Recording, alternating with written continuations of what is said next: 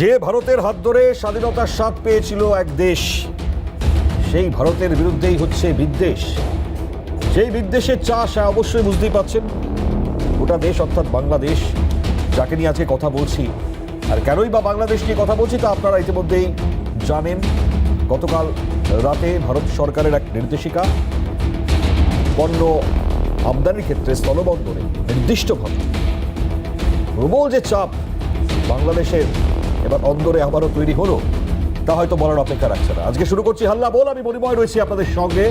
আর হাল্লা বলে আজ নির্দিষ্টভাবে পরিস্থিতি আরো একবার বোঝাবার চেষ্টা করব যে দেশ চাষ করছে বিদ্বেষের, ভারত বিদ্বেষটা আরো বাড়ছে।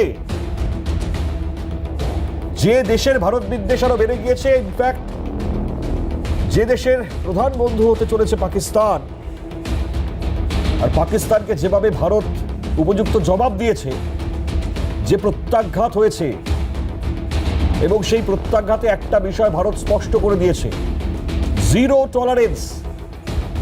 কোন বিষয়? জঙ্গিবাদ।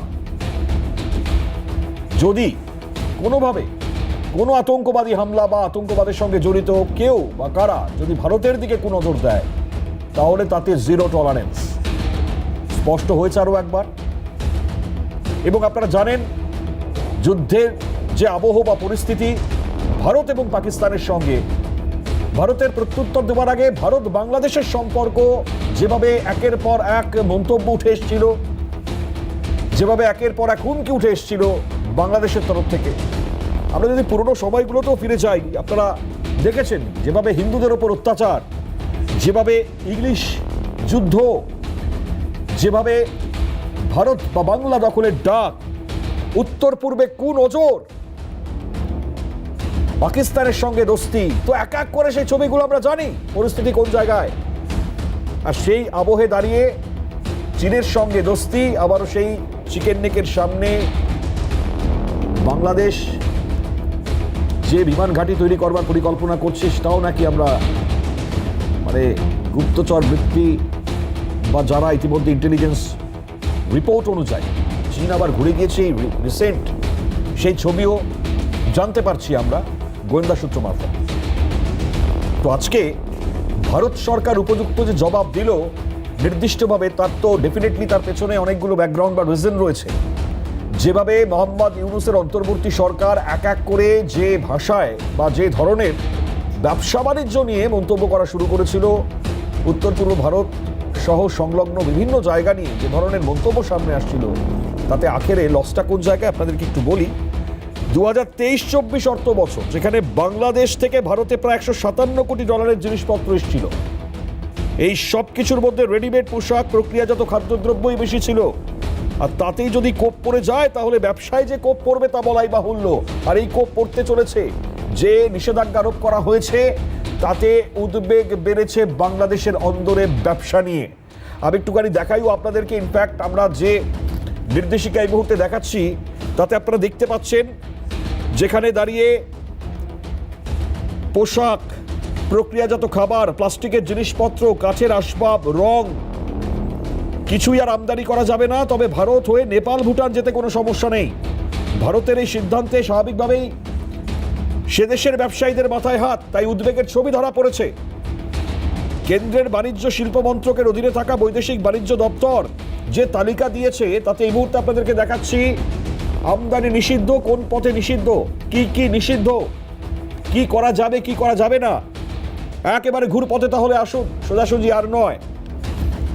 তো অবশ্যই তাৎপর্য রাখে, তাৎপর্য এই জায়গায় রাখে। এর আগে স্থলবন্দর দিয়ে উত্তর পূর্ব ভারত, সেখানের বেশ কয়েকটি পণ্য প্রবেশের ওপর নিষেধাজ্ঞা, যেটা মোহাম্মদ ইউনূসের সরকার চাপিয়েছিল, ভারত সব লক্ষ্য করেছে। এবং সব এই পরিস্থিতির মধ্যেই আবহে বাংলাদেশের পাকিস্তান প্রীতি, চীন প্রীতি, ভারতের শত্রু দেশের প্রতি তাদের যে প্রীতি, তা উবলে উবলে উঠেছে।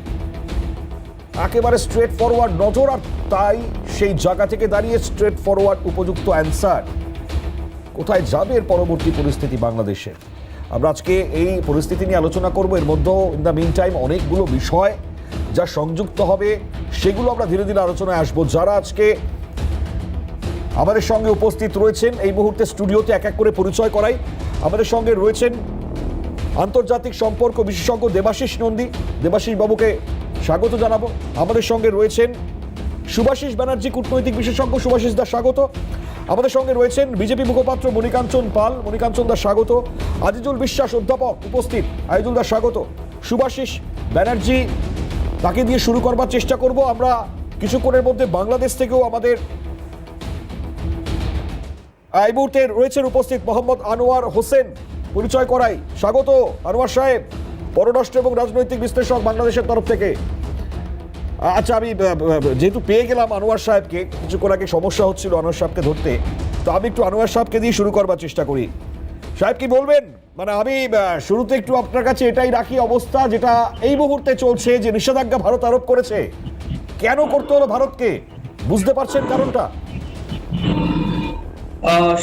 ধন্যবাদ সুপ্রিয় সঞ্চালক এবং আমার আজকে যারা সহ আলোচক বৃন্দ আছেন সবাইকে বাংলাদেশের পক্ষ থেকে অবশ্যই স্বাগত জানাচ্ছি।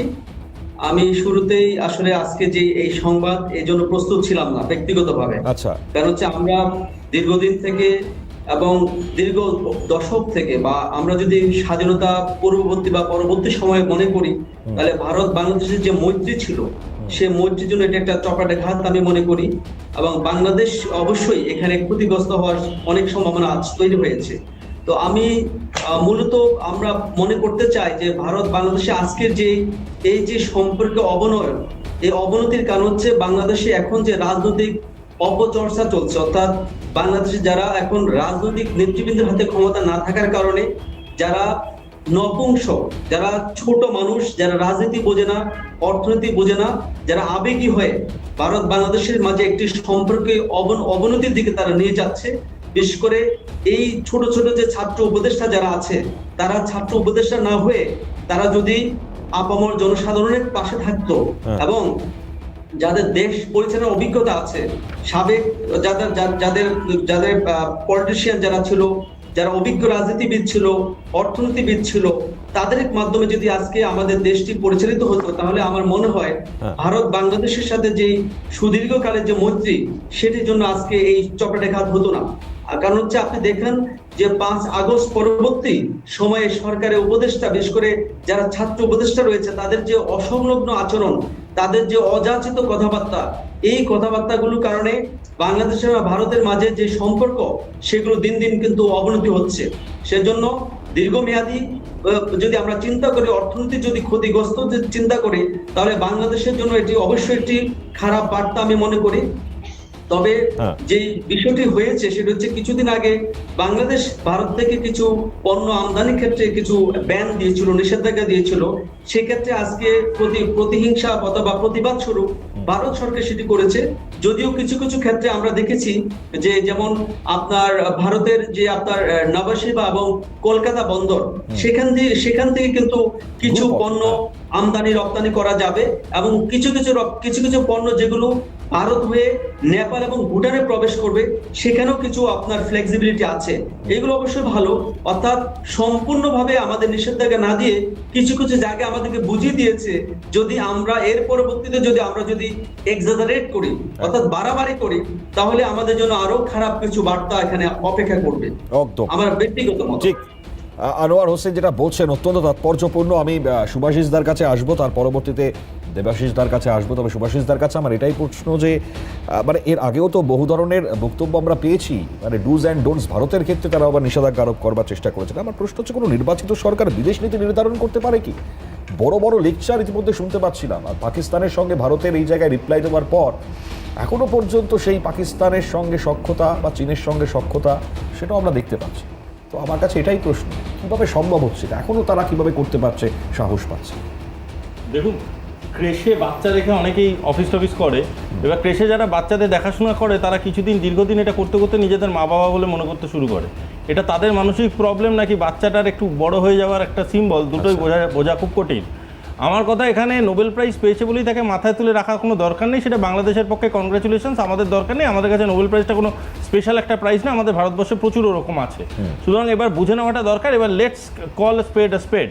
পয়েন্টটা হচ্ছে এই ভদ্রলোক অত্যন্ত লোভী এবং দিনের পর দিন এমনভাবে একটা রাষ্ট্রীয় পরিকাঠামোকে সাজাবার চেষ্টা করছেন যে এই রাষ্ট্রীয় পরিকাঠামোটা বাংলাদেশের হিতে যাক না যাক তার ব্যক্তিগত হিতে যেন যায়। এবং এই তার ব্যক্তিগত হিতে যেতে যেতে বাংলাদেশ আজকে এমন একটা জায়গায় গিয়ে দাঁড়াচ্ছে যেখানে তার রাষ্ট্রীয় প্রতিচ্ছবিটা যেটা পৃথিবীর বুকে তারা তুলে দেওয়ার চেষ্টা করছে সেটা শুধু ঘৃণ্য নয়, অত্যন্ত ভয়াবহ। তার কারণটা হচ্ছে এখানে তারা ওপেন ট্রেড মার্কেটের দিকে যখন গোটা পৃথিবী এগোচ্ছে, যখন গোটা পৃথিবী একে অপরের দরজা খুলে দিচ্ছে ব্যবসা করার জন্য, তখন বাংলাদেশ এমন একটা সাইকোলজি তৈরি করার চেষ্টা করছে within the business community and the diplomatic community, as if India কোনো এমন একটা দেশ যাকে ছোঁয়া যায় না। বারংবার এই ধরনের কথা শোনার পরে কোনো একটা দেশ যার আত্মাভিমান আছে সে দিনের পর দিন সবকটা উইন্ডো খুলে রাখতে পারে না, ও রাখা উচিত না। আজকের ডেটে দাঁড়িয়ে যখন ভারতবর্ষ যেটা করেছে সেটা রিটালিয়েশন। রামকৃষ্ণদেবের কথায় ছোবল না মানলেও ফোঁস করাটা প্রয়োজনীয়। আজকে আমরা ফোঁস করেছি, তাতে এত ভয় পাওয়ার কিছু নেই, কারণ আমরা আজকের ডেটে যে ভারতবর্ষ যদি ছোবল মারতে পারি দু এক মাসের মধ্যে আমরা ছোবলটাও মেরে দেবো। এখন ফোঁস করছি ঠিকই, দু এক মাস বাদেও যদি দেখি একই বাড়াবাড়ি চলছে, ছোবলটাও মেরে দেবো। এবার আরেকটা কথা বোঝার দরকার আছে, বাংলাদেশ একটা রাষ্ট্রীয় আধার বা একটা রাষ্ট্রীয় দর্শন যেটা আছে সেটা থেকে দিনের পর দিন দূরে সরছে। কেন দূরে সরছে? তার কারণ হচ্ছে বাংলাদেশ নিজে কোনো স্টেবিলিটি পেতে চাইছে কিনা, এটা হচ্ছে সব থেকে বড় প্রশ্ন। বাংলাদেশ চাইছে যে আনস্টেবল কন্ডিশনটা অ্যাডভান্টেজ নিয়ে আমাদের ইউনিস সাহেবের ব্যাংক অ্যাকাউন্ট বড় ফুলে ফেপে বড় হতে থাকুক, কিন্তু বাংলাদেশ ততই ভিতরে ভিতরে দিন দরিদ্র হতে থাকুক। তার কারণটা হলো যে যদি বাংলাদেশ স্টেবিলিটি পেতে চাইতো, বাংলাদেশ আজ থেকে 6 মাস আগে অন্তত পলিটিক্যাল সলিউশন খুঁজতে চেষ্টা করতো। আজও বাংলাদেশে কোনো পলিটিক্যাল সলিউশন খোঁজার সদিচ্ছা আমরা দেখতে পাচ্ছি না। শুধু তাই নয়, তাদের দেশের সব থেকে বড় পলিটিক্যাল পার্টিটাকে তারা ব্যান করে দিয়েছে, তাদের দেশের বাকি পলিটিক্যাল প্র্যাকটিসেস তারা অলমোস্ট বন্ধ করে দিচ্ছে। তার কারণটা হলো তারা একটা অ্যাপলিটিক্যাল জোন তৈরি করতে পারছে, যেই অ্যাপলিটিক্যাল জোনটার জোর দিয়ে জামাতের মতো পলিউটেড অর্গানাইজেশনগুলো দিনের পর দিন একটা রাষ্ট্রকে তৈরি করতে পারে। সুভাষিস দা জামাতের প্রসঙ্গ উল্লেখ করলেন, ঠিক এই জায়গা থেকে আমি আসবো, আরো তো আমাদের আলোচনা অনেকগুলো জায়গা আছে, আমরা অবশ্যই যাব। আমি দেবাশিসদার কাছে এই বক্তব্যটা শুনেই যাব, এই যে জামাতের তরফ থেকে এখনো হুঁশিয়ারি, এখনো নাকি কলকাতা দখল করে নেবে, ভারত দখলের বিভিন্ন ধরনের হুঁশিয়ারি আসছে। এবং এই মুহূর্তে দাঁড়িয়ে আমরা কয়েকদিন আগেই আমরা আমাদের জিরো আওয়ার অনুষ্ঠানে সেই বক্তব্যটাও তুলে ধরবার চেষ্টা করেছিলাম যে ওয়াকারুজ্জামান তার কি অবস্থা হতে চলেছে, এবং সেই জায়গা থেকে দাঁড়িয়ে তিনি কি বন্দী, একজন সেখানকার বুদ্ধিজীবী সেই বক্তব্য তুলে ধরেছেন, এবং পরবর্তী সময় সেখানকার এক জামাত নেতা তার মুখ থেকে আবারও সেই দখলের হুঁশিয়ারি আসছে। আমি একটু দুটো বক্তব্যই শোনাবার চেষ্টা করি আপনাদেরকে এই মুহূর্তে, যেহেতু এই প্রসঙ্গ উত্থাপিত হলো। শুনুন। জুপ্পু, জেনারেল ওয়াকার এবং বাকি দুজন তারা কি স্রেফ চলে যাবেন নাকি তাদের গ্রেপ্তার করা হবে, এই ব্যাপারেও কিন্তু একটা গুঞ্জন শোনা যাচ্ছে যে রাষ্ট্রপতি শাহাবুদ্দিন চুপ্পু এবং সেনা প্রধান জেনারেল ওয়াকারকে সম্ভবত এই জুলাই ঘোষণার পরে তাদের দায়িত্ব থেকে সরিয়ে তাদের গ্রেপ্তার করা হবে এবং জেনারেল ওয়াকারকে বিশেষ করে আইসিটিতে জুলাই আগস্ট হত্যাকাণ্ডের জন্য বিচারের আওতায় আনা হবে। এখন বাংলাদেশ সেনাবাহিনী বলে কলকাতা কব্জা করতে হবে, আমি যেই ম্যাপ ধারণ করব, জীবনও 70 তো দূরের কথা, 60টা বোমারও বিমানও আমি রাখবো না গোটা কলকাতার জন্য। কলকাতা বিজয় করতে হলে 70টা বিমান লাগবে কেন? আমার তো জানা আছে ওখানে মূর্তি পূজারি থাকে, আমার তো জানা আছে ওখানে সর্বোচ্চ খাবার পেশাব, গোবর আর কচ্ছপ। আমার তো জানা আছে তাদের ধারণা কতটুকু, তাদের শারীরিক শক্তি কতটুকু, ইমানি শক্তি কতটুকু, এটা আমার জানা আছে। তো জানা না থাকলে আপনি কমান্ডার হইতে পারবেন না, কথা বুঝেন নেই? আরেকটা রক্ত দেখলে এই মূর্তি পূজারীতে কত ভয় পায় এটা তো আমার জানা আছে। সেখানে আমি কি করব? বাংলাদেশ সেনাবাহিনী যদি অনুমতি দেয় তাহলে আমি সবচেয়ে বেশি আত্মঘাতী বোমারু ফিট করব সেখানে। রাশিদা, জানি না আমি আপনি কি বলবেন, মানে যে দেশটা স্নেহশীল অভিভাবকের মতো বাংলাদেশকে আগলে রেখেছিল সেই দেশের প্রতি বিষোদ্গার একবার ভাবুন। এটা রিসেন্ট বক্তব্য যা আমরা পেয়েছি, এ ধরনের মন্তব্য কি হবে সম্পর্কের জায়গাটা, কি রিপ্লাই হতে পারে বলে আপনি মনে করেন? সম্পর্কের জায়গাটা রিটেলিয়েশন ছাড়া কিছু আমি ভাবছি না। কারণ হচ্ছে আজ বাণিজ্য বন্ধের যে পদক্ষেপ নিয়েছে ভারত, ভবিষ্যতে আরও মানে কড়া পদক্ষেপ নেবে। কারণ এই যে জামাত নেতা বললেন যে তালিবানদের চাইতে ভয়ঙ্কর এখন যে তালিবান যারা চালান আর কি, আফগানিস্তান তালিবান অনেকটা মডারেট, তারা ভারতের সাথে সুসম্পর্ক স্থাপনে আগ্রহী। কিছুদিন আগে জয়শঙ্করের সাথে কথা হয়েছে তাদের, এবং তারা কিন্তু কখনোই লক্ষ্য করবেন কখনোই পাকিস্তানের হয়ে কথা বলছে না, অ্যান্টি ইন্ডিয়ান কথা একটাও বলছে না।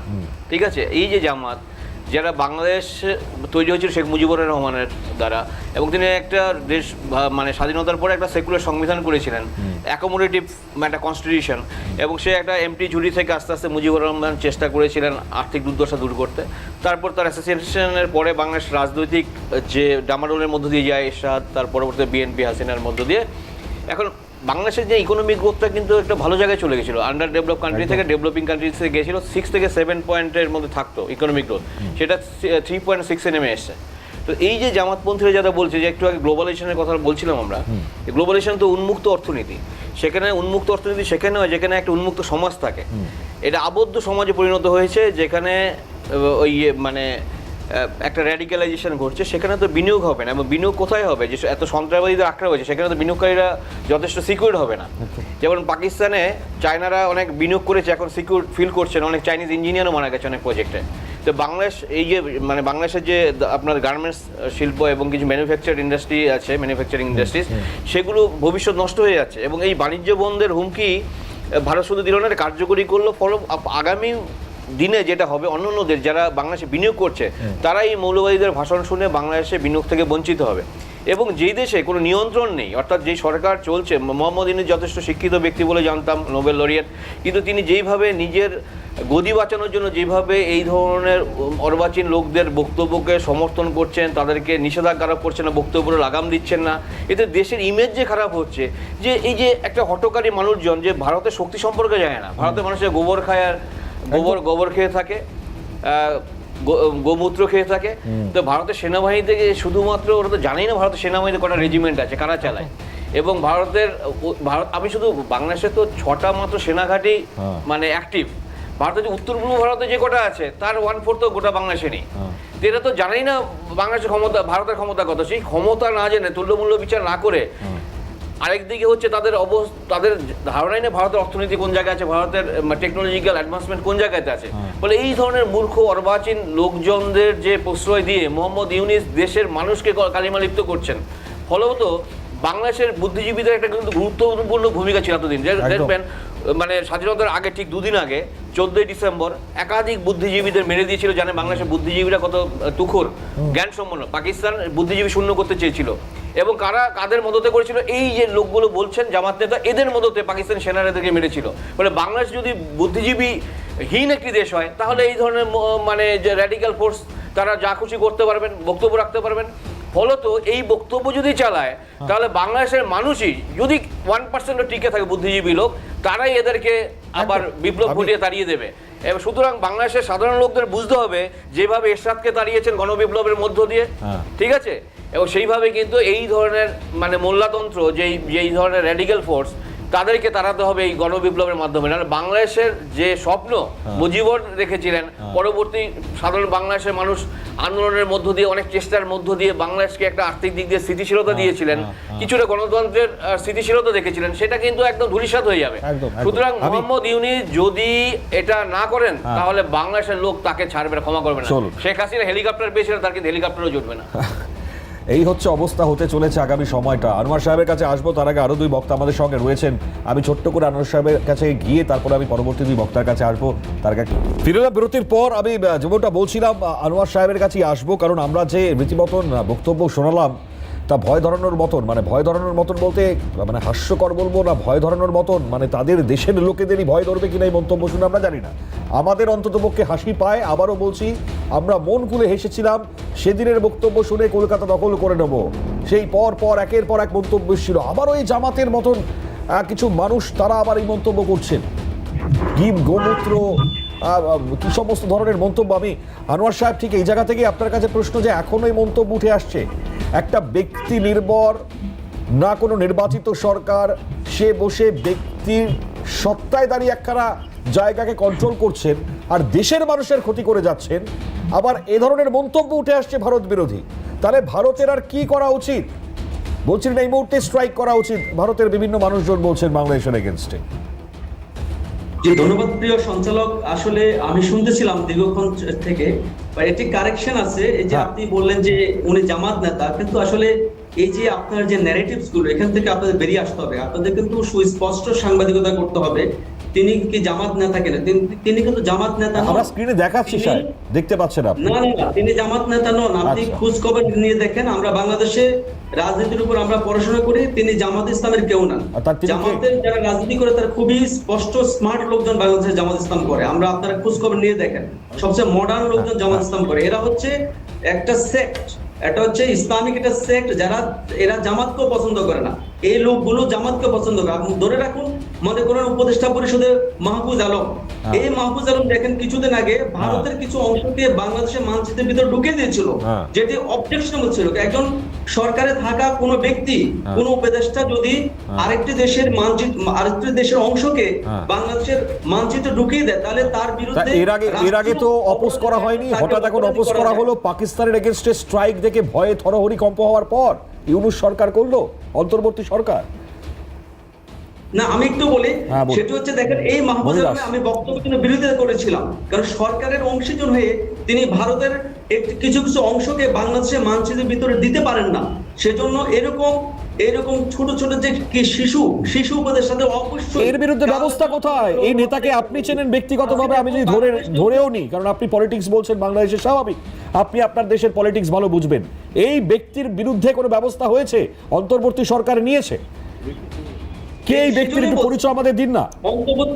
অন্তর্বর্তী সরকারকে আজকে মানুষ, as days are passing by, people are not believing them, কারণ হচ্ছে তারা যে কমিটমেন্ট নিয়ে জাতির সামনে এসেছিল, সেই কমিটমেন্টে কিছুই করতে পারেনি। বরঞ্চ আজকে যে দেখুন মাহফুজ আলম, তার বিরুদ্ধে অভিযোগ আছে নিষিদ্ধ সংগঠন হিজবুত তাহরীরের সদস্য। এই জাতীয় লোকেরা তাদের বিকৃত মস্তিষ্কের মাধ্যমে ভারত বিরোধিতার নামে বাংলাদেশের বিভিন্ন প্রান্তে মানুষকে দিবাচিত করছে। ইভেন তারা আজকে দেখুন বাংলাদেশের বাণিজ্য যে আজকে ঘাটতি প্রায় $770 মিলিয়ন, যাকে আপনি বলেন বাইলেটারাল যে ইম্পোর্ট, সেখানে 42% ডিক্লাইন করবে। এই মাহফুজ আলমরা আজ নয় কাল বাংলাদেশ থেকে পালিয়ে যাবে, কিন্তু বাংলাদেশের মানুষ তো বিপদে পড়বে। তারা এরকম শিশুসুলভ আচরণ করলে অবশ্যই কাল বিলম্ব না করে এই মাহফুজ আলম সহ যারা শিশু উপদেষ্টা আছে তাদেরকে বাংলাদেশের মানুষ মনে করে এরা বাংলাদেশ পরিচালনা করার যোগ্য নয়। এদেরকে অবশ্যই ইউনূস সরকারকে স্টেটমেন্ট দিতে হবে এবং কাল বিলম্ব না করে তাদেরকে পদত্যাগ করতে হবে। আজকে দেখুন, আমার কথা হচ্ছে, ভারত পর্যন্ত উদ্বেগ প্রকাশ করছে, একটা দেশে গণতান্ত্রিক পরিসর সংকুচিত হচ্ছে, বাংলাদেশে আওয়ামী লীগ নিষিদ্ধ হওয়া, এটা ভারতের স্টেটমেন্ট ছিল। বিদেশ মন্ত্রকের মুখপাত্র রণধীর জয়সওয়াল তিনি বলেছিলেন। আমি বলছি এখনো এগুলো হয়ে যাচ্ছে। এই ক্ষেত্রে কিন্তু ভারতের কিন্তু দ্বিচারিতা রয়েছে। দ্বিচারিতা ভারতের? বাংলাদেশে আওয়ামী লীগ সরকার মানুষের উপর অত্যাচার করেছিল, দিনের ভোট রাতে করেছিল, হাজার হাজার কোটি টাকা বিদেশে পাচার করেছিল, তখন কিন্তু ভারত কোনো স্টেটমেন্ট দেয়নি। তখন 1971 সালে বাংলাদেশের ওপর যদি পাকিস্তানের ভাষাটা আরোপ হয়ে যেত, বাংলাদেশ কি থাকতো? সেই সময় ভারতের অবদান, এটা ভুলে যাচ্ছেন? আমি জানি না কিভাবে বলছেন। আমরা ভুলে যাইনি। আপনি দেখুন, তখনও কিন্তু ভারতের যে পররাষ্ট্র উপদেষ্টা বাংলাদেশ সফর করেছিল, বলেছিল এটি বাংলাদেশের আভ্যন্তরীণ বিষয়, অর্থাৎ দিনের ভোট রাতে করা জায়েজ, এই একটা ব্যবস্থা করেছিল। সেজন্য হাসিনা দিন দিন এদেশে অপরাজয় একটা শক্তি হিসেবে দাঁড়িয়েছিল এবং তার বিপক্ষে যারাই গিয়েছিল তাদেরকে স্বাধীনতা বিরোধী দিয়েছিল। একই রকম করে আজকে দেখেন শিশু উপদেষ্টারা কি একই স্ট্র্যাটেজি নিচ্ছে, অর্থাৎ ভারতপন্থী রাজনীতি কেউ করতে পারবে না, পাকিস্তানপন্থী করতে পারবে না, অথচ নিজেই ভারতের বিরোধিতা করে এবং নিজেরাই সবসময় পাকিস্তানের পক্ষে থাকে। এরকম মানুষ দিয়ে আসলে বাংলাদেশের রাজনীতি মানুষ যে আশা করেছিল 5 আগস্টের পরবর্তী সময়ে যে দেশে একটি বিপ্লব হয়েছে, মানুষ মুক্তি পাবে, no one actually got liberation, trust me, আজকে আরো বেশি বিপদগ্রস্ত হয়েছে। তবে হাসিনা যে অন্যায় করেছিল সেগুলো যদি ভারত তখন বন্ধুপ্রতিম রাষ্ট্র হিসেবে প্রতিবাদ করতে পারত, তাহলে বাংলাদেশের গণতন্ত্র, বাংলাদেশের মুক্তিকামী মানুষের অধিকার। আচ্ছা চলুন, আপনার এই কথার সূত্র ধরেই প্রত্যেকে হয়তো আপনাকে প্রশ্ন করবেন। মনিদাকে দিয়ে শুরু করে আমি আসছি সুভাষিস দা আপনার কাছে, তার আগে মনিদার কাছে আসি। মনিদা যেটা বলছেন আপনি বলুন। দেখুন, আনোয়ার ভাইকে পরে বলছি, রাজনৈতিক উত্তর তো হয়। আনোয়ার ভাইয়ের সাথেও আমি অনেক প্রোগ্রাম করেছি, একটা দুটো নয়, 10-12টা তো হবে। তো ওনার আজকের কথাবার্তার যে পারসেপশন বা যে ন্যারেটিভ, সেটা একদম উল্টো দিকে রিভার্স হয়েছে, সেটার বিষয়ে আসছে। প্রথমে একটা দেবাশিস দা একজন বুদ্ধিজীবী মানুষ, ওনার একটা প্রশ্নের উত্তর দিই। দেখুন, আমরা ভারতবর্ষ হিসেবে আজকে আপনি বক্তৃতায় যেটা বলেন মূর্খের মতো কথা বলছে। মূর্খের সংখ্যা যখন অধিক হয় না, তাকে আর অবহেলা করা উচিত নয়। আজকে উনি বললেন তালিবানরা কত মডারেট, ভারত কি পেল। দেবাশিস বাবুর মতো বুদ্ধিজীবীরা 2001-2 তারিখ সনে যখন 2000 বছরের বামিয়ান মূর্তি ভেঙে দিয়েছিল, তখন তারা বলেছিলেন আরে ওরা তো উগ্রপন্থী। আজকে আমাদের তাকে স্যালুট করতে হচ্ছে। সিস্টেমটা দেখুন, আলটিমেটলি আমরা যারা, আমি ভারতীয় জনতা পার্টির প্রতিনিধি হিসাবে বলছি, আমরা মনে করি আমরা কালচারাল ন্যাশনালিজমে বিশ্বাসী। আমরা আফগানিস্তান, পাকিস্তান, বাংলাদেশ, পিওকে, বালুচিস্তান, মরুতীর্থ হিংলাজের জন্য বিখ্যাত, তাদের আমাদের দেশের অঙ্গ মনে করি। সেই দেশগুলোতে আমাদের যে অস্তিত্ব ছিল সেটাকে উগ্রপন্থার নামে সেটাকে মিশিয়ে দিয়ে ধূলিসাৎ করে দিয়েছে। পরবর্তীকালে আমরা তাকে মেনে নিচ্ছি, যেটা তালিবানের এক্সাম্পল। তখন আমরা এই কথাটাই বলেছিলাম যে ওরা তো উগ্রপন্থী, ওদের মাথা কাজ করে না, ওরা বন্দুকের নলে কথা বলে। আজকে সেই তালিবানকে আমরা মানছি তো, রেসপেক্ট দিচ্ছি, উনিই বললেন। সুতরাং আজকে মূর্খমি বলে যে কথাগুলোকে অবহেলা করছি, প্লিজ প্লিজ আপনার সময় বল, আমি as a whole Indian citizen বা ন্যারেটিভ যেটা, সেটার আমি একটা কথা বলছি, বুঝতে পেরেছেন তো? আমি কারণ ধরেই বলছি না, আমরা যেটা বলতে চাইছি যে ন্যারেটিভ আমরা কি পাচ্ছি। আজকে যে জামাতের, যে বলছে জামাতের নেতা নয়, কিন্তু আজকে যে বিষয়টা হয়েছে আমরা মূর্খ বলে অবহেলা করছি, কিন্তু মূর্খের সংখ্যা তো কম নয়। এই আনোয়ার হোসেন ভাই এখানে বসেছিল, এই আনোয়ার হোসেন ভাই কদিন আগে এদের হয়েই কথা বলছিল, অনেক তর্কাতর্কি হয়েছে। যাই হোক, এটা একটা পার্ট। সেকেন্ড পার্ট আমি আরেকটা বলতে চাই, এই বাংলাদেশে দেবাশিস দ্বারা আমার থেকে সিনিয়র, এই বাংলাদেশে 1983 সালে বাজিতপুরে ভারত সেবাশ্রম সংঘের এক মহারাজকে হত্যা করা হয়েছিল। কটা প্রতিবাদ হয়েছিল, কটা প্রতিবাদ হয়েছিল সারা বাংলা জুড়ে? কেন একবারও প্রতিবাদ হয়নি? আজকে একজনকে অ্যারেস্ট করেছে বলে সারা বাংলা কেন? ঢাকায় র্যালি বেরিয়েছে, হিন্দুরা র্যালি করেছে। আমি ধরে রাখছি হিন্দুদের অপ্রেস, এটা তো যে কোনো মুসলিম কান্ট্রিতে মাইনরিটিদের একদম ডিপ চেপে দেওয়া হয়। একটা মুসলিম কান্ট্রি দেখান যে মেজরিটিয়ান মুসলিম আছে, সেখানে সেকুলারিজম আছে। তো সুতরাং এই চিন্তাটা রাজনৈতিক ভাবছে না আমাকে কেন উনি না না, আরে বাবা আপনি পার্সোনালি নিচ্ছেন কেন? রাজনৈতিক দলের প্রতিনিধি নয়, আপনি আমাকে কেন ই করছেন? আপনি বলেছেন, আপনার কথাটা আমি কি বলেছি বলুন? আমি কথাটা উত্তর দিয়েছি। আহা, আপনি পার্সোনালি নিচ্ছেন কেন? আমি একটা কনসেপশন তৈরি হয়েছে না দেবাশিস দা, প্লিজ উনি আমার রেফারেন্স কেন দিচ্ছেন? আমি কেন বলেছি? আরে আপনি অন্যভাবে নিচ্ছেন, এটা চিন্তা করছে। আপনি বললেন মূর্খ, আমি বলছি মূর্খের সংখ্যা অধিক হলে তাকে অবহেলা করা উচিত নয়। আমার কথা হচ্ছে মূর্খের দিচ্ছেন কেন? আমি কি বলেছি? উল্টোপাল্টা বলছেন আপনি। কি বলেছেন? কি উল্টোপাল্টা বলেছি? উল্টোপাল্টা বলছেন। আরে কিছুই বলিনি। আমি বলেছি কিছুই বলিনি, জয়শঙ্করের কথা বলেছি আমি। এই জয়শঙ্কর তালিবানের সাথে ফোন করেছে, সেটা বলেছি আমি। আরে এখন করতে দেবাশিস দার কথা বুঝতে পেরেছি, দেবাশিস দার কথা এবং মণিকাঞ্চন মণিদা আমি 2002 এর বামিয়ান হত্যাটা আমরা এইভাবেই বলেছিলাম যে মন্ত্রীরা করেছিল, আজকে তাকে আমরা আমাকে কেন বলছেন? বাংলাদেশের সবাই কেন? বিষয় যেটা হচ্ছে উল্টোপাল্টা বলছেন। আজকে আনোয়ার উনি ভুলে যাচ্ছেন মনে হয়, আমাকে রাজনৈতিক নেতা ভাবছেন উনি। কথাগুলোতে আমরা যারা, বিশেষ করে আমরা যে বাঙাল, আমরা যারা বাংলাদেশ ছেড়ে এলাম, তারা কি পেলাম? তোমরা বারবার কোনো না কোনো অজুহাত দিয়ে বারবার হিন্দুদের ওপর অত্যাচার করেছো। আমি এই কথাটাই বলতে চাইছি, কিন্তু পারসেপশন বা অবস্থার পরিবর্তন কোথায়? যে 1983 সালের একজন ভারত সেবাশ্রম সংঘের মহারাজকে হত্যা করার পরেও সারা ভারতবর্ষ কেন পশ্চিমবাংলাতেও প্রতিবাদ হয়নি? আজকে একজনকে অ্যারেস্ট করেছেন, তার প্রতিবাদ হচ্ছে। এইবার আসি বাংলাদেশের ইস্যুতে। বাংলাদেশ যেটা এখানে অনেকে, আমি ভেবেছিলাম আমাদের দুজন অ্যাপলিটিক্যাল লোক আছে, তারা বলবেন। বিষয় হচ্ছে ত্রিপুরায় মহুরী রিভার আছে। মহুরী রিভারে ইন্দিরা মুজিবরের এগ্রিমেন্ট অনুযায়ী, এটা ত্রিপুরার বাংলাদেশের বর্ডারে আছে, 150 গজের ভিতরে কেউ কোনো ড্যাম তৈরি করতে পারবে না।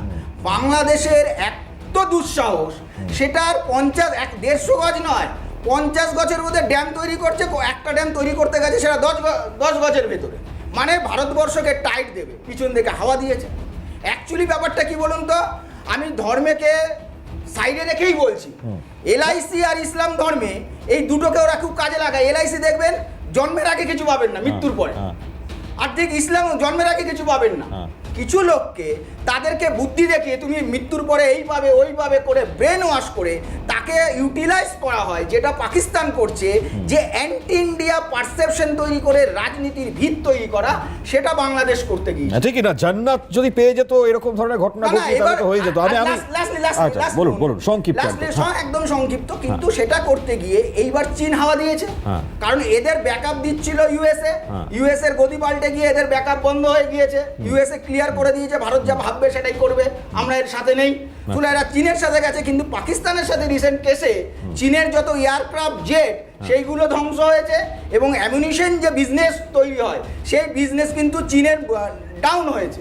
ফলে এরাও এখন ভীতু হয়েছে, ফলে বাধ্য হয়েছে। আজকে আনোয়ার ভাই যে কথাগুলো বলছে সে কথাগুলো কিন্তু ভক্তিতে নয়, সেই কথা কিন্তু ভয়। ঠিক, গুরুত্বপূর্ণ। আর ডেফিনেটলি দেবাশিস দা কিন্তু আন্তর্জাতিক সম্পর্ক বিশেষজ্ঞ, এখানে কোনো পলিটিক্যালি এই ধরনের আলোচনার জায়গা ছিল না। আমি বুঝতে পেরেছি বনিদা, আপনি একটা এক্সাম্পল ক্রিয়েট করতে গিয়েছেন। এক্স্যাক্টলি, চলো আমি বিরতি নেবো একখানা। আমি আজিজুলদার কাছে আসবো, আলোচনা চলছে, আজিজুলদার থেকে বক্তব্য নেওয়া হয়নি, সরাসরি আজিজুলদার কাছে আসবো। যে আজিজুলদা, এখনো পর্যন্ত উস্কানি চলছে এই ধর্মের মধ্যে যে বিভেদ তৈরি করে দেওয়ার মতন একের পর এক এই উস্কানিমূলক মন্তব্যগুলো আমরা শুনতে পাচ্ছি। ইনফ্যাক্ট এখনো পর্যন্ত বাংলাদেশের এই ধরনের নেতারা, যাই হোক আনোয়ার সাহেব বলছেন যে না, ইনি কোনো রকম জামাত নয়, তার পরিচিত, তিনি জানেন হয়তো রাজনীতি সম্বন্ধে বেশি বোঝেন, কিন্তু জামাত বলে আমরা পরিচয় পাচ্ছি, তার পরিচয় এখনো আমরা পাইনি আনোয়ার সাহেবের থেকে। তাজুলদা কি বলবেন আমি জানি না, এই পরিস্থিতি এখনো পর্যন্ত রয়ে গিয়েছে। ভারতের এই পদক্ষেপ কতটা তাৎপর্যপূর্ণ আপনি মনে করছেন? দেখো, প্রথম একটা কথা বলে নিই, জিও স্ট্র্যাটেজি যদি আলোচনার বিষয় হয় তাহলে সেখানে আবেগ বেশ কম, বাস্তবতা বেশি, এই জিনিসটা মাথায় রাখতে হবে। সেটাকে দূরে রেখে অন্য একটা প্রসঙ্গের কথা বলি, বাংলাদেশ প্রসঙ্গে। সেটা হচ্ছে যে আমি তো ইতিহাসের ছাত্র, ফলে একটা জিনিস দিয়ে শুরু করি। পৃথিবীতে যে জাতি তার নিজের ইতিহাসটা ভুলে যায়, তার আর অস্তিত্ব কার্যত থাকে না। এই বোধটা বাংলাদেশে কবে হবে আমি জানি না। এবং এটা কেন হচ্ছে, এই যে বাংলাদেশ তার বাস্তবতা, মানে আজকে যে ভারতবর্ষ দীর্ঘদিন ধরে তার জন্ম থেকে শুরু করে, মানে খানিকটা যদি জন্মদাতাও বলি, এবং লং টাইম 54 বছরের যে স্বাধীন বাংলাদেশ, সেই লং টাইমে ভারতবর্ষ কিছুটা হলেও একটা বড় সেটা হচ্ছে অন্নদাতার ভূমিকা, অর্থাৎ জন্মদাতা এবং অন্নদাতার ভূমিকা পালন করেছে যে ভারতবর্ষ, সুবিশাল দেশে ভারতবর্ষ। একটা সময় পার্টি ছিল বাংলাদেশ, এবং এই যে বাংলাদেশ পাকিস্তান থেকে বেরিয়ে এলো, তার ইতিহাস নতুন করে বলার কিছু নাই। প্রশ্ন যেটা হচ্ছে আমার, সেটা হচ্ছে এই মুহূর্তে বাংলাদেশের ডেমোগ্রাফির দিকে যদি তাকাই, তাহলে দেখব এই 54 বছরের এই যে বাংলাদেশ, সেখানে দেখা যাচ্ছে 75% বাংলাদেশি জনগণ যারা স্বাধীনতা, বাংলাদেশের মুক্তিযুদ্ধের ইতিহাস তারা জানে না। এটাই সবচেয়ে বাংলাদেশের একটা দুর্বলতার জায়গা। সেটা যদি জানতো, এবং সত্যি কথা বলতে সেখানে শেখানো হয়নি। যখন যে সরকারে এসেছে, একটা বিরাট সময় সামরিক সরকার, তারা নিজেদের স্বার্থ সিদ্ধির জন্য কাজ করে গেছে। কখনো খালেদা জিয়া, কখনো হাসিনার সরকার, কখনো মুজিবের বন্দনা, কখনো জিয়ার বন্দনা, এই করে করে বাংলাদেশের প্রকৃত যে ইতিহাস এবং ভারতবর্ষের যে কন্ট্রিবিউশন, সেইটা শেখাতে ভুলে গেছে। ফলে আজকে ট্রেটারের ভূমিকা, ইন্টারন্যাশনাল যে জিও স্ট্র্যাটেজি, যে পলিটিক্স, তাতে বাংলাদেশ এখন ট্রেটার, একটা বিশ্বাসঘাতকের ভূমিকা। আপনি চিন্তা করুন তো, 71-এর যে এই যে পাকিস্তানপন্থী বাংলাদেশ, আজকে বলছি বাংলাদেশের ডেমোগ্রাফিও কিন্তু পাকিস্তানপন্থী হয়ে গেল। কি করে হয়? আজকে বাংলাদেশের আমার কো প্যানেলিস্ট আছে, প্রশ্ন করতে ইচ্ছে করছে যে হাজার লাখো নারী পুরুষ নারকীয় অত্যাচারের, আপনি আজিজুলদাই নারীর কথা তুললেন, আমি একটা আপডেট দিয়ে দিই ছোট। আমার আপডেট হচ্ছে, শেখ মুজিবুর রহমানের জীবনী নির্ভর মুজিব, একটি জাতির রূপকার সিনেমায় প্রাক্তন প্রধানমন্ত্রী শেখ হাসিনার চরিত্রে অভিনয় করেছিলেন নুসরাত ফারিয়া। তাকে আজ পুলিশ গ্রেপ্তার করেছে বাংলাদেশে। এই কারণ, এই তো অবস্থা। এটা তো বিচ্ছিন্ন বিক্ষিপ্ত ঘটনা, যে বড় যে তোমার ক্যানভাস, সেই ক্যানভাসের যে ন্যারেটিভ, সেই ন্যারেটিভে বাংলাদেশ আজকে তার মানে ন্যাচারাল বন্ধুত্ব হারিয়ে যারা সুযোগ সন্ধানী তাদের খপ্পরে পড়েছে। একদিকে পাকিস্তান, আর একদিকে চীন। অর্থাৎ এই যে চীন, ডান দিকে পাকিস্তান, বাম দিকে বাংলাদেশ, সেটাকে কেন্দ্র করে ওই বেল্ট অ্যান্ড রোড ইনিশিয়েটিভের মাধ্যমে ভারতবর্ষকে পঙ্গু করে দেবে, ভারতবর্ষের উপরে চাপ তৈরি করবে। ভারতবর্ষ কি সেই জায়গায় রয়েছে? আজকে 62 জায়গায় কি রয়েছে? ভারতবর্ষ তার পরাক্রম দিয়ে, বিক্রম দিয়ে বুঝিয়ে দিয়েছে যে ভারতবর্ষের রিসোর্স, তার সামরিক কৌশল এবং এই দেশের 140 কোটি মানুষের যে মানব সম্পদ, এইটা ভারতবর্ষের দিকে বাংলাদেশ তাকানোর মতো যোগ্যতা আছে। বরং এটা বোঝা দরকার, এই যে একটু আগে বললাম অন্নদাতার ভূমিকা, আজকে হয়তো বাংলাদেশের লোক ভাবছে যে ইন্ডো বাংলাদেশ যে ট্রেডের ক্ষেত্রে যে একদম লাস্ট হিসেব, মানে 22-23-এর যে হিসেব, $13.2 বিলিয়ন যে বিজনেস, তার মধ্যে 11.2 হচ্ছে ভারতবর্ষের রপ্তানি। হয়তো বাংলাদেশ ভাবছে ভারতের কি হবে, ভারতবর্ষের মতো একটা বিশাল দেশ তার ট্রেডের যে অপরচুনিটি খুঁজে নেবে, কিন্তু বাংলাদেশের যে নির্ভরতা বা সেই নির্ভরতা সে কোথা থেকে নেবে?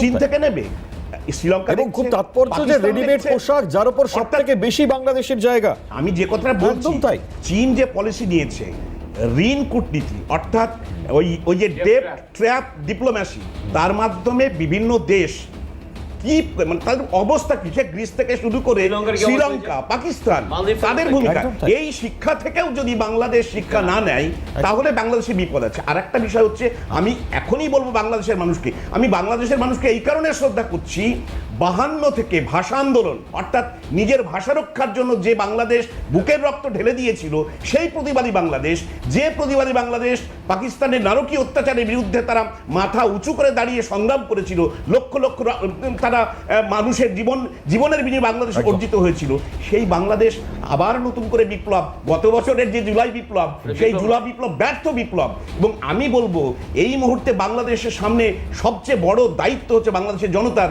সেটা একটা দায়িত্বশীল সরকার গঠন করা।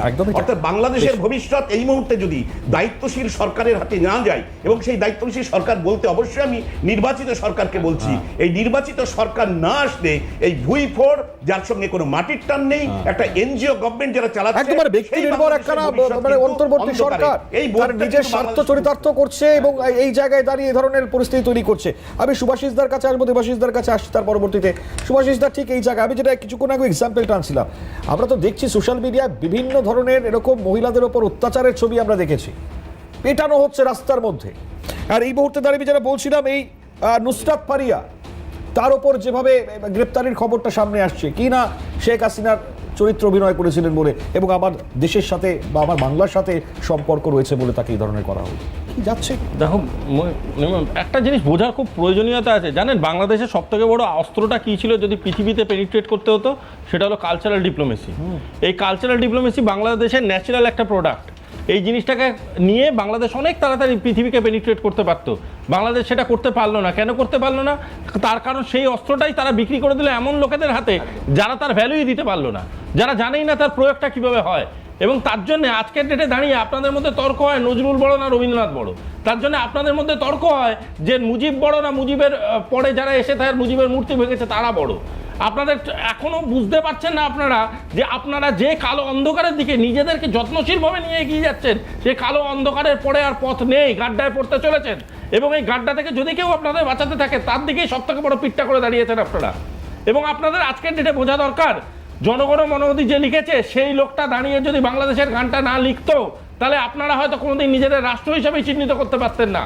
সেই রাষ্ট্র হিসেবে চিহ্নিত করতে গিয়ে প্রধানমন্ত্রী যে আপনাদের পাশে দাঁড়িয়েছিল, সেটাও কিন্তু ভারতবর্ষের একটা ওয়েলফেয়ার ডিপ্লোমেসির পার্ট। আমরা চেয়েছিলাম পাশে দাঁড়াতে, তাই দাঁড়িয়েছি। সেদিন চুপ করে আমরা রাজনীতি করতে পারতাম, কিন্তু করিনি। কেন করিনি জানেন? আপনাদের ভবিষ্যৎটাকে তৈরি করবো বলে আমরা করিনি। দাদা আমি জানি এটার জন্য আপনি পার্সোনালি ডিপেন্ডেন্ট নন। দাদা আমি জানি মানুষের মন বদলায়, আপনার মন 2-1 মাসের মধ্যে বদলে গেছে, হতেই পারে। আমার জীবনে বহু মানুষ এরকম ছিল যাদের মন চটচট বদলে যেত। এবার আপনাকে একটা কথা বলি, শুনুন, আর বদলে যাবেন না, যেখানে আছেন স্ট্যান্ড স্টিল থাকুন। এবার ওইখানে থেকে আপনার মতো মানুষ যারা একটু হলেও বুদ্ধি তাদের মধ্যে ফিরে আসছে, আপনারা বাকি মানুষদের মোটিভেট করুন, করে বলুন তাড়াতাড়ি এই পুজো আসার আগে একটা ভোট করার। ভোট না করতে পারলে এমন একটা জায়গায় যাবেন, আপনাদের বাচ্চা কাচ্চা যেই ছেলেপিলেগুলোকে আপনারা ছাত্র হিসাবে এতদিন ধরে লালন পালন করে কেউটে সাপ বানিয়েছেন, তারা করে গিয়ে আপনাকে ছবল মারবে। তখন কিন্তু ভোটও করাতে পারবেন না, 20টাকেও ঝাড়তে পারবেন না। কোথায় পালাবেন জায়গা খুঁজে পাবেন না। ইমিডিয়েট বলছে নোবেল প্রাইজে কিন্তু আপনাদের জং ধরে যাবে, কিন্তু দেশটা কিন্তু একদম উচ্ছন্নে যাবে। যদি দেশকে বাঁচাতে চান ইমিডিয়েট ভোট করার। আদৌ হবে কি ভোট আমি জানি না, আমি আসছি। তার আগে আমি ডেফিনেটলি দেবাশিসদার কাছে একটু এই জায়গার গুরুত্ব চেষ্টা করবো নেবার। আর সংক্ষেপে একটু দেবাশিস আপনার কাছে আসবো। এই যে ভোট নিয়ে তো কথা হচ্ছে, আদৌ কি হবে ভোট মানে আমরা জানি না। ভারতের বিদেশ মন্ত্রকের মুখপাত্র রণধীর জয়সওয়াল পর্যন্ত তিনি গণতান্ত্রিক পরিসর সংকুচিত হচ্ছে বলে কমেন্টস করেছেন কয়েকদিন আগে। আওয়ামী লীগ নিষিদ্ধ হওয়ার পর ভারতের উদ্বিগ্নতা প্রকাশ পেয়েছে সেখানে।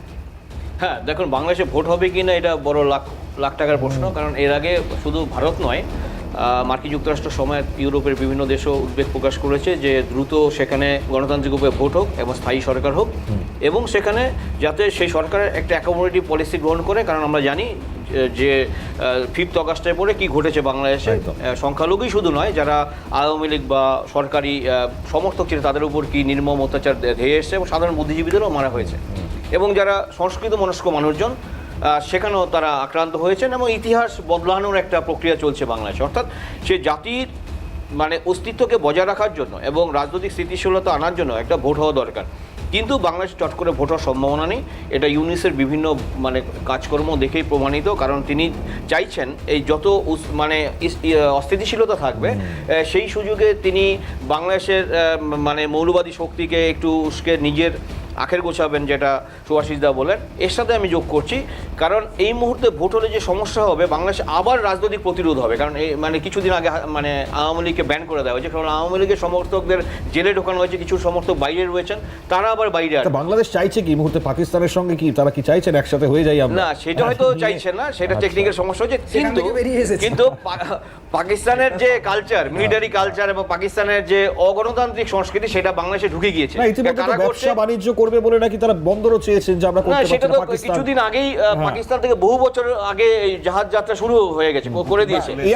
এয়ার স্পেস চাইছেন, এয়ার স্পেস চাইছে, এবং যেগুলো বাণিজ্য তৈরি যেগুলো সেগুলো আসছে, এবং ওদের যুদ্ধ জাহাজে যৌথ নৌমহড়া হবে এবং সেনা মহড়া তো শুরু হবে এর মধ্যে। ফলে পাকিস্তানের অনুপন্থী যারা বাংলাদেশের যে মানে শাসক দলের মধ্যে রয়েছে, তারা চাইছে পাকিস্তানকে পার্টনার করতে। এখন পাকিস্তানের যে পলিটিক্যাল কালচারটা রয়েছে, সেই কালচারটাকে সমর্থন করছে এই জামাতপন্থীরা, যারা এখনো বেঁচে আছেন সেই যে জামাতপন্থীরা, এবং তাদের যে মানে উত্তরসূরি যারা, তারা চাইছেন বাংলাদেশে পাকিস্তানের মধ্যে একটা সংস্কৃতি হোক, যাতে করে মিলিটারি মানে যারা মানে মৌলবাদী এই শক্তিরা বাংলাদেশ চালাক এবং গণতন্ত্র প্রক্রিয়া পিছিয়ে যাক। যত অরাজকতা থাকবে ততই তাদের লাভ। মানে যারা ভাষা আন্দোলন খুব সুন্দর একটা কথা বলেছেন, এনজিও টাইপের গভর্নমেন্ট চলছে এটা। অর্থাৎ তিনি নিজে এনজিও চালিয়ে লুটেছেন, ফলে দেশটাকে এনজিও বানিয়ে তিনি আবার লুটবেন, এবং তার বিরুদ্ধে যে অনেকগুলো কেস রয়েছে তিনি দ্রুত সেই কেসগুলোকে মুক্ত করার চেষ্টা করেছেন। অনেক কেস এখনো রয়েছে, ফলে আগামী দিনে যে সংকট হবে, শুনুন, জামাতের সাথে বিএনপি সংঘাত সৃষ্টি হবে। যে জামাত আর বিএনপি একসাথে চক্রান্ত করে কোটা বিরোধী ছাত্র আন্দোলন করেছেন, তাদের মধ্যে এখন ইকুয়েশন চেঞ্জ হয়ে গিয়েছে, ফলে বিএনপিকে সাইডলাইন করে দিয়েছে। আমি তাও বলবো জামাত অপেক্ষা বিএনপি রিলেটিভলি ভালো। চলুন, তাদের একটা গণতান্ত্রিক প্রক্রিয়া অংশগ্রহণের একটা অভিজ্ঞতা আছে। ঠিক চলুন, আমি আরো আসছি আলোচনায়। ডেফিনেটলি খুব বেশি হয়তো পাবো না আমরা সময়, তার আগে একটা দ্রুত বিরতি নিই, বিরতির পর আবারও ফিরছি আলোচনায়। নজর রাখবেন, সঙ্গে থাকবেন। আমি এই আলোচনা করতে করতে বলছিলাম, মানে যে ভাষা আন্দোলনে এতজন শহীদ হয়েছিলেন, যে ভাষার জন্য ভারতের বলিদান, বাংলাদেশের সেই সমস্ত মানুষের জীবিত করার একেবারে সরাসরি সেই পরিস্থিতি, আজকে কোথাও না কোথাও সেই পাকিস্তানকে সাপোর্ট করা যখন সেই সময়ের আন্দোলন হয়েছিল, সেটা হয়তো সম্পূর্ণ ভুলে গিয়েছেন। মানে ইতিহাসকে ভুলিয়ে দেওয়ার যে একখানা রূপ, সেটা এই মুহূর্তে দাঁড়িয়ে কনস্ট্যান্ট চলছে। আর এই রূপটাই যদি ভারত কোনোভাবে বড় ধরনের যদি আঘাত এনে দেয় বাংলাদেশের ওপর, তাহলে নিজের এই অন্তর্বর্তী সরকার ক্ষমা কি করতে পারবেন, বা বাংলাদেশের সাধারণ মানুষকে কি বলবেন তারা? আমি এই বিষয়টা নিয়ে আনোয়ার সাহেবের কাছে আসতে চাই। আনোয়ার সাহেব, আমরা জানি না বড় সড়ো আঘাত যদি হয়ে যায় কি হবে তাহলে? হ্যাঁ, ধন্যবাদ দাদা। আমি শুনছিলাম আপনাদের আলোচনাগুলো। অবশ্যই বাংলাদেশ ভারত আমরা সবসময় অবিচ্ছেদ্য অংশই মনে করি। আমরা বাংলাদেশে যে এখন যে অগণতান্ত্রিক সরকার রয়েছে, ইন্টারিম সরকার রয়েছে, তাদের যে কিছু ভুল ভ্রান্তি, সেটা জাতির চোখের সামনে এখন চশমা ছাড়াই মানুষ দেখতে পাচ্ছে। মানুষ এখন ভুল বুঝতে পেরেছে। বিশেষ করে আমরা বাংলাদেশের রাজনৈতিক যে কমিউনিটি, অর্থাৎ পলিটিক্যাল কমিউনিটি তৈরি করতে পারিনি গত 54 বছরে, যেটা আমাদের জন্য একটি বড় একটি বিস্ময়ের ব্যাপার, বড় একটি আফসোসের ব্যাপার। অর্থাৎ এদেশে মানুষ কেউ কাউকে বিশ্বাস করছে না। যেমন আওয়ামী লীগ আসলে বিএনপি জামাতকে নির্মূল করে দাও, আবার দেখুন বিএনপি জামাত আসলে আওয়ামী লীগকে ব্যান করে দাও। অর্থাৎ আপনি দেখুন, আওয়ামী লীগ ক্ষমতা হারানোর আগে কিন্তু জামাতকে ব্যান করেছিল, একই জিনিস এখন দেখবেন আওয়ামী লীগ ব্যান হয়েছে। তো আমাদের জন্য সবচেয়ে পরিতাপের বিষয় হচ্ছে, একজন আমাদের যদি প্রতিবেশী রাষ্ট্র ভারত, আমাদের তাদের কাছে অনেক প্রত্যাশা আছে। এদেশের মানুষ ভারতের সাথে কালচারাল, ইন্টেলেকচুয়াল অনেক জায়গায় আমাদের অনেক কমিউনিটি আছে, অনেক মিল আছে, কিন্তু এই মেলবন্ধনগুলো কখনো নষ্ট করা যাবে না। সেজন্য আমরা ভারতকে প্রতিবেশী হিসেবে আমরা চাই যে ভারত আমাদের সবসময় নিরপেক্ষ ভূমিকা পালন করবে, বেশ। অর্থাৎ কোনো দলের দলদাস হবে না, কোনো দলের আনুগত্য করবে না, শুধুমাত্র আওয়ামী লীগই ভারতের কাছে প্রিয় হবে সেটি তারা করবে না। তারা বরঞ্চ সম্পর্ক রাখবে ভারত টু বাংলাদেশ, অর্থাৎ between Bangladesh and India there should be a diplomatic relationship strengthen, that is most important আমরা মনে করি। এবং আপনি দেখুন বাংলাদেশে ডিপ্লোমেসি তো দীর্ঘ সময় ধরে ছিল, এখন এই মুহূর্তে আরো বেশি করে এই জায়গা বা পরিসরটা আসছে। আমার একদম সংক্ষিপ্ত, ভোট কবে হতে পারে কিছু শুনতে পাচ্ছেন? যে মানবাধিকার লঙ্ঘন করেছিল সেটি ছিল গুম, অর্থাৎ মানুষকে আয়না করে বন্দী করে রাখা, যেটি পৃথিবীর সপ্তম আশ্চর্য ছিল না, কোনো দেশ এরকম পলিসি আবিষ্কার করতে পারেনি। আচ্ছা, যে আচ্ছা। আয়না করে কথা আপনারা মনে শুনেছেন না, সে তো বুঝলাম। আমার প্রশ্ন হচ্ছে ভোট কবে হতে পারে, মানে শুনতে পেয়েছেন কিছু? দাদা, আমাকে একটু বলতে দেন। না, এগুলো আমার সময় নেই দাদা, আমাকে শেষ করতে হবে অনুষ্ঠান। আজকে আমরা কি লক্ষ্য করছি? আজকে দেখুন এই যে এনসিপি যারা আজকে সরকার গঠন করেছে প্রফেসর ডক্টর ইউনূসের নেতৃত্বে, এই ছেলেগুলো দেখুন শুধুমাত্র হাসনাত ছাড়া সবাই আজকে করাপ্ট হয়ে গিয়েছে। আজকে তারাই শিল্পপতি, এবং যেই কাজগুলো আওয়ামী লীগ করতো এই ছেলেগুলো কিন্তু একই কাজ করছে, অর্থাৎ তারাও কিন্তু আজকে বিভিন্ন ব্যবসায়িক মহল থেকে ইনফ্লুয়েন্সিয়াল ঠিক আছে, আমাকে শেষ করতে হবে, যেহেতু আমি একদম 30 সেকেন্ড সময় পাবো হয়তো। মণিকাঞ্চন দা, একদম 30 সেকেন্ড, আমাকে শেষ করতে হবে অনুষ্ঠান। করাপশন গণতন্ত্রে একটা ইস্যু, নো ডাউট, সারা পৃথিবীব্যাপী, কিন্তু সেটাকে গণতান্ত্রিকভাবে প্রতিরোধ করার চেষ্টা করুন। ইন্দিরা গান্ধী এমার্জেন্সি এনে পুরো সম্পূর্ণ বিরোধীদের জেলে ঢুকিয়ে দিয়েছিলেন, ঠিক আছে। তার জন্য কিন্তু ইন্দিরা গান্ধীর সাথে আমরা ভারতবর্ষের লোকেই ব্যবহার করিনি। আপনারা বারবার যে করাপশনের কথা বলছেন সেটা বাংলাদেশের সাধারণ মানুষের উপরে দিয়ে দিচ্ছেন না কেন? তারা দায়িত্ব নিক, তারা সিদ্ধান্ত নিক কি করবে না করবে। এটাই তো সবার পাকিস্তানের ক্ষেত্রে, লাস্ট লাইন বলি, পাকিস্তানের ক্ষেত্রেও এরকম হয়েছে যে দেশের প্রেসিডেন্টকে ফাঁসি দিচ্ছে, একদম ঠিক যেটা আপনারা বাংলাদেশে করছেন। সুতরাং আনোয়ার ভাই, আমি বলছি দায়িত্ব নিয়ে আপনাকে, আনোয়ার ভাই please please listen to me, আমি দায়িত্ব নিয়ে বলছি, এটা গণতান্ত্রিক বেশ। পদ্ধতির ভুল নয়, এটা আপনাদের চিন্তাধারার ভুল, পারসেপশনের ভুল, ন্যারেটিভের ভুল। শেষ কথা বলি, মাদ্রাসায় যে শিক্ষা ব্যবস্থা আছে সেই শিক্ষা ব্যবস্থার ভুল। চলুন, ঠিক আছে। আপনারা মাদ্রাসার শিক্ষা ব্যবস্থা, আমরা এই আলোচনা কন্টিনিউ করবো আগামী সময়। আমি একদম হাতে সময় না, আমি অত্যন্ত দুঃখিত। সবাইকে ধন্যবাদ জানাই, আজিজুল দা, মণিকাঞ্চন দা, সুভাষিস দা, দেবাশিস দা, আনোয়ার সাহেব, অসংখ্য ধন্যবাদ। আলোচনা এখানে থেমে থাকবে না, কারণ এটার ব্যাপ্তি ঘটবে আরো। আমরা সে বিষয়ে প্রতিনিয়ত আলোচনা করব। সঙ্গে থাকবেন, কোথাও যাবেন না। আপাতত হাল্লা বলে এখানে শেষ করছি।